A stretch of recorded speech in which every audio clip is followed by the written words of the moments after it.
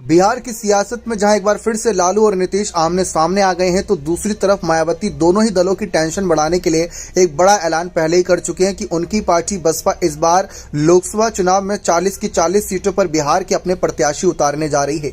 इनके इस ऐलान से कहीं ना कहीं एनडीए और साथ ही साथ इंडिया अलायंस की मुश्किलें जोर बढ़ी हैं, क्योंकि आंकड़ों के आधार पर अगर देखा जाए तो मायावती की बसपा सचमुच एक बड़ा खेल कर सकती है।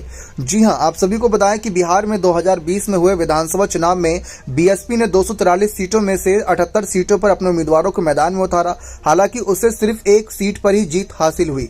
बीएसपी के टिकट पर चैनपुर विधानसभा सीट से मोहम्मद जमा खान को जीत मिली। हालांकि थोड़ा सा और आंकड़े खंगालने पर पता चलता है कि बीएसपी 2 सीटों पर रनर अप रही, जबकि 14 सीटों पर तीसरे स्थान पर रही। उसे 6,28,944 वोट मिले और वोटिंग परसेंटेज करीब 1.5% रहा। अब जरा विधानसभा से एक साल पहले हुए लोकसभा चुनाव की बात करें तो 2019 में बीएसपी ने 35 सीटों पर अपने उम्मीदवार उतारे, मगर उसे किसी भी सीट पर जीत नहीं मिली। हालांकि पार्टी को 6,82,655 वोट मिले और वोटिंग परसेंटेज 2% रहा। बसपा 11 सीटों पर तीसरे नंबर पर रही। ऐसे में ये आंकड़े इस बात का सबूत हैं कि अगर बीएसपी ने राज्य में थोड़ी और मेहनत की तो वे कुछ वोट अपने पाले में करते हुए महागठबंधन को नुकसान पहुंचा सकती है।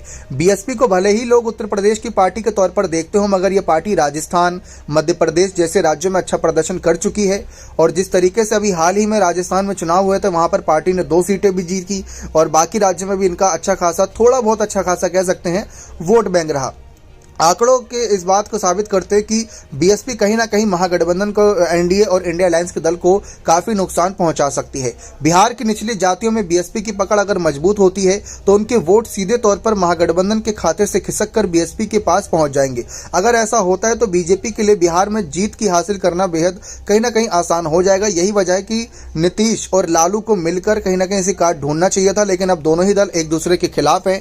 अब नीतीश फिर से एनडीए में चले गए हैं, जिसका फायदा उन्हें मिलेगा ही मिलेगा, लाजमी सी बात है, क्योंकि 2014 में जब नीतीश अकेले थे तो 2 ही सीट जीत पाए, लेकिन जब 2019 में एनडीए के साथ थे तो 16 सीटों पर जीत हासिल करने में कामयाबी हुई। लेकिन अब मायावती की बसपा कहीं ना कहीं राष्ट्रीय पार्टी होने का पूरा दबदबा कायम करेगी और वह कहीं ना कहीं अपनी पार्टी को और आगे विस्तार के तौर पर लेके जाएगी। बिहार राज्य की अगर बात करें तो वह बड़ी जिम्मेदारियां आकाश आनंद के कंधों पर है, क्योंकि मायावती के हाथ में इस समय यूपी और उत्तराखंड की ही जिम्मेदारी है एक आधिकारिक रूप से, लेकिन अब कहीं ना कहीं उत्तराधिकारी आकाश आनंद बने हैं। तो देखते हैं बिहार की सत्ता में क्या बड़ा खेला करते